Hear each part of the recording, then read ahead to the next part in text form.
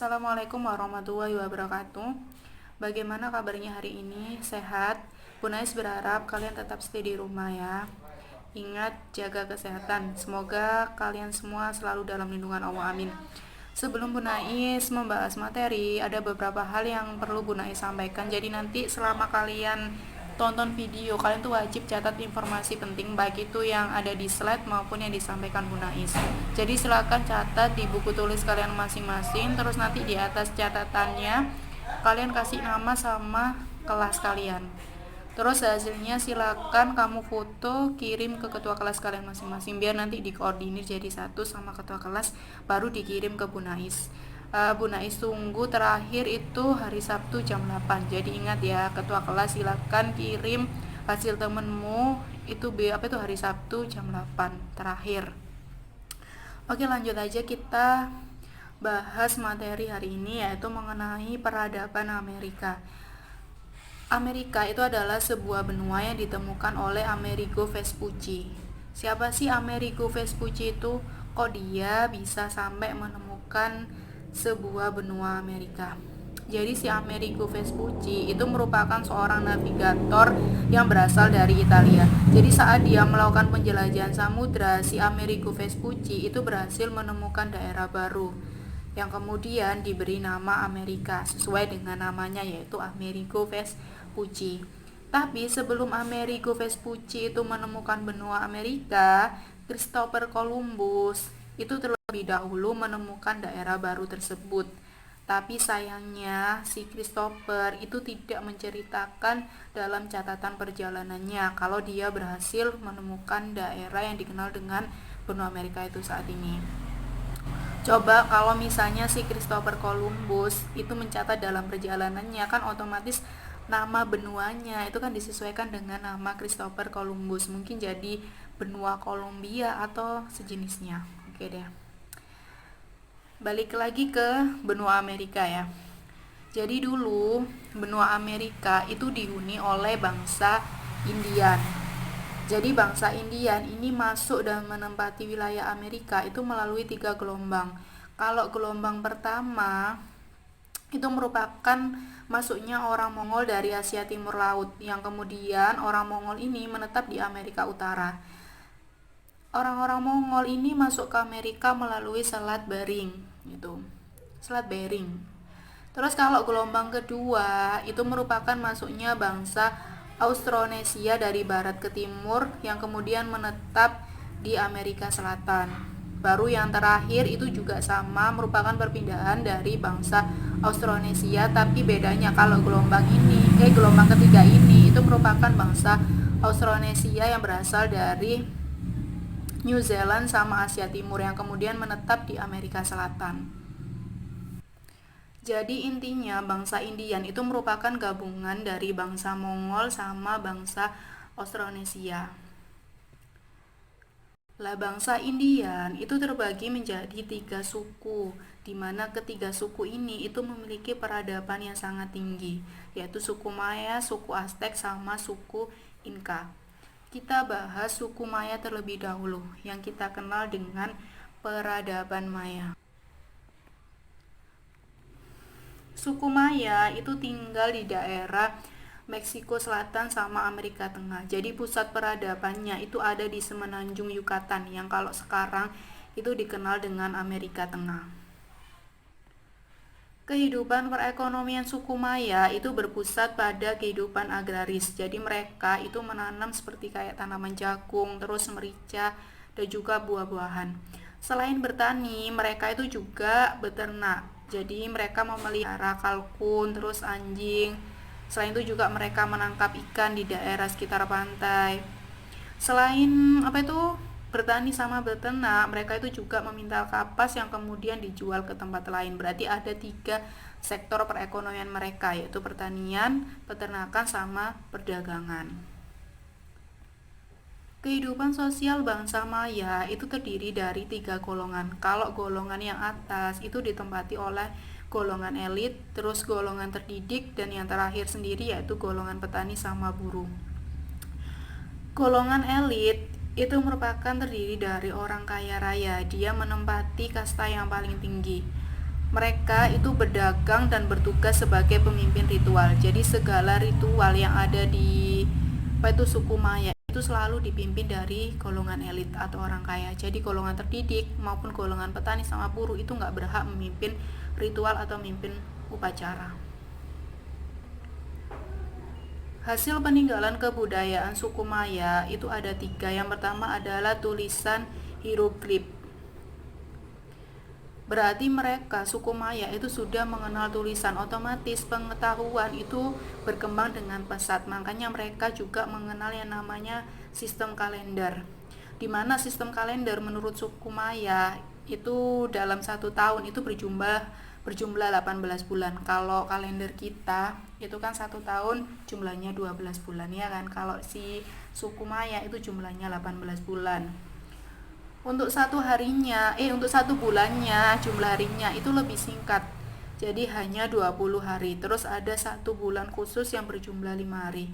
Jadi menurut kalender suku Maya itu dalam 1 tahun itu ada 365 hari gitu. Terus selain sistem kalender itu juga ada yang namanya peninggalan berupa piramid. Jadi piramid ini terbuat dari batu-batuan yang sangat megah yang digunakan untuk para dewa. Jadi ibaratnya rumah para dewa. Selain itu piramid itu juga digunakan untuk tempat makamnya para raja. Jadi di dalam piramid itu ada makam raja yang terletak di tengah-tengah piramid. Terus nanti di sekeliling tubuh raja itu ada tubuh-tubuh para pengawal. Jadi ibaratnya para pengawal itu dimakamkan di sekelilingnya raja, itu digunakan untuk mengawal raja dalam menempuh perjalanan ke dunia lain itu. Terus selain itu dalam piramidnya itu juga terdapat hiasan batu-batu yang berharga, terus tulang-tulang sama kulit kerang. Sampai sini paham mengenai kehidupan suku Maya. Kalau nanti ada pertanyaan kalian bisa langsung japri Bu Nais ya lewat WA. Ini adalah tulisan huruf-huruf hieroglifnya. Jadi masing-masing huruf itu ada simbol-simbolnya. Jadi nanti kalau ketika nyusun kata itu ya pasti tinggal dirangkai aja. Coba kalian bisa cari di Google atau internet contoh kalimat atau contoh kata dari huruf hieroglif. Ini adalah bangunan piramidnya, itu sangat megah ya kan. Jadi terbuat dari bebatuan.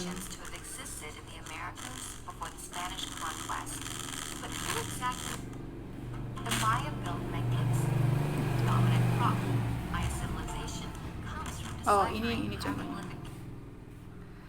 Oke, kalau paham kita lanjut mengenai peradaban Aztec ya. Nah ini kehidupan pemerintahan. Jadi bangsa Aztec itu dipimpin oleh seorang raja yang diberlakukan seperti dewa. Terus bangsa Aztec itu juga sering melakukan upacara adat pengorbanan manusia. Selain itu, bangsa Aztec itu dikenal juga sebagai bangsa yang sangat gemar dalam berperang. Jadi hebatnya berperang kalau menurut suku Aztec itu sudah jadi budaya mereka sehari-hari. Bahkan jadi sistem kepercayaan mereka. Kok bisa ya? Kok bisa berantem terus berperang itu bisa dijadikan budaya? Karena apa? Karena mereka itu menganggap bahwa matahari itu kan sumber kehidupan mereka. Jadi matahari itu harus dipelihara secara terus-menerus. Supaya apa? Supaya matahari itu tetap beredar di orbitnya, terus tetap terbit dan juga tetap tenggelam. Sedangkan mereka itu menyembah dewa matahari yang paling besar. Jadi yang disebut dengan Huitzilopochtli. Jadi dewa matahari itu merupakan dewa yang paling tinggi menurut suku Aztec.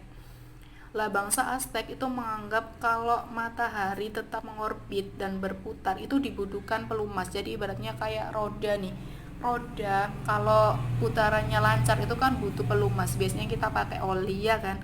Tapi kalau suku Aztec itu nggak pakai pelumas oli, tapi mereka pakai pelumas berupa darah manusia. Karena apa? Karena mereka itu percaya bahwa pengorbanan manusia itu menjadi tugas wajib dan suci agar dewa itu tetap memberikan kemakmuran bagi manusia. Jadi nggak bisa kita bayangin kalau kita hidup di zaman suku Aztec. kita tinggal tunggu giliran untuk dijadikan sebagai korban untuk para dewa, sebagai apa itu, pengorbanan untuk para dewa, sebagai pelumasnya itu tadi. Jadi ini merupakan video mengenai pengorbanan manusia untuk para dewa, khususnya dewa matahari. Jadi orang-orang yang ini kulitnya warna biru terus diikat, ini yang akan dijadikan sebagai pengorbanan untuk para dewa. Jadi nanti dia itu dibelah. Ini lihat, ini adalah kepala yang dijatuhkan dari atas. Jadi nanti mereka ini akan diambil darah, terus jantung sama bagian-bagian tertentu, tapi lebih banyak jantung. Benar-benar.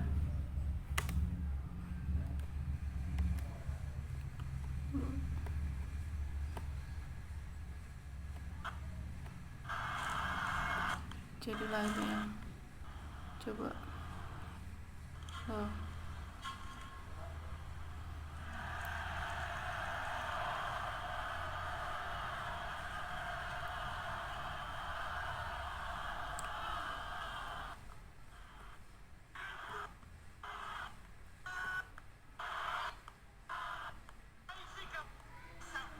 Jadi proses pengorbanannya satu-satu kayak gini.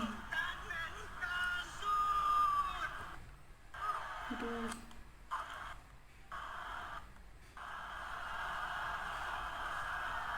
Jadi tuh jantungnya kan bisa kalian lihat lah itu. Kehidupan perekonomian bangsa Aztec itu sudah mengenal yang namanya teknik pengairan. Terus bangsa Aztec itu juga mampu membuat pulau buatan yang dinamakan dengan Chinampa. Sedangkan kehidupan sosial budaya sendiri untuk para laki-laki itu wajib ikut dalam ketentaraan, karena itu tadi soalnya untuk kebutuhan perang. Sedangkan golongan di suku Aztec itu sendiri untuk posisi kasta yang paling atas itu ditempati oleh keluarga raja, terus bangsawan, prajurit, warga biasa, golongan pekerja, baru yang terakhir itu adalah budak.